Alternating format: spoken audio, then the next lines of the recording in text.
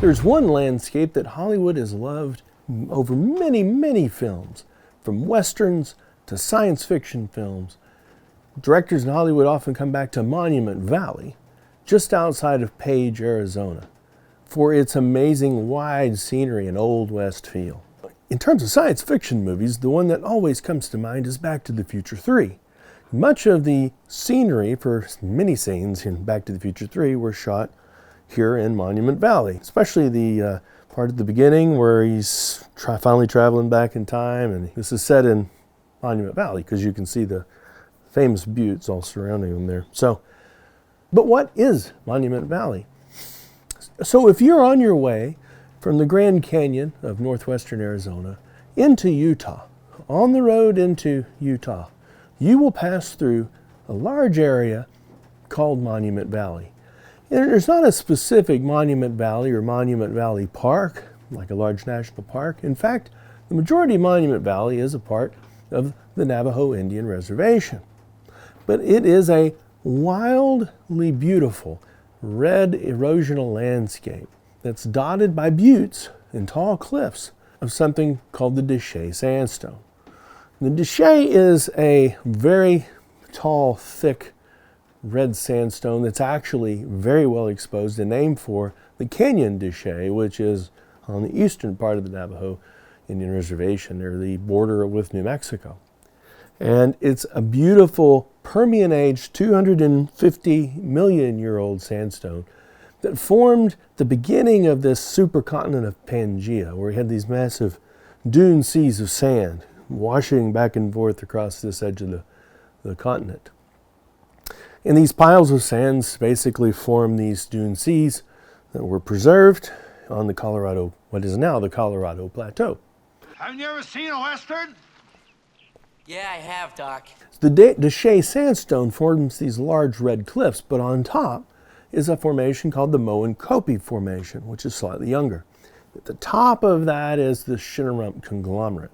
And this conglomerate was a series of streams and cobbly zones that kind of laid on top, and a lot of fluid moved back and forth through this conglomerate because of the large pore spaces. And so it was very well cemented. It was very hard. It ended up being a very hard rock. Incidentally, the fluids that move through that rock also form many of the uranium and other natural resources in the area that are mined. They're in that zone because of the permeability of that conglomerate. Ultimately, however, this ended up being a very hard rock, and it forms a cap. And that cap is sometimes over here, sometimes not. Sometimes very hard here, sometimes not. And what happens is it forms, underneath the hardest places, it forms this shield, if you will, that protects that Deshay sandstone underneath from erosion. There is an even softer shield down below that, and if you erode into that, then you start to break away the sandstone, and ultimately what you get are these towering buttes across Monument Valley. All of this is a part of an area we call the Colorado Plateau, which is an area of western or central Utah and northern Arizona and westernmost Colorado and New Mexico that was basically lifted up as the Colorado River cut down, and that's what formed the Grand Canyon. It was this buzzsaw river cutting into this uplifting Colorado Plateau.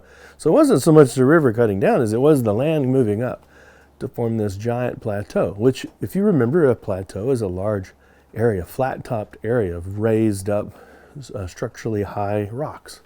Okay? And as you drive up and erosively, you're tearing apart the edges of this plateau. So we call this series of rocks that we progressively get younger and younger and younger the Grand Staircase. So as you drive from Arizona into Utah, you get progressively younger rocks as you come out of the Grand Canyon and make your way to the top of the plateau.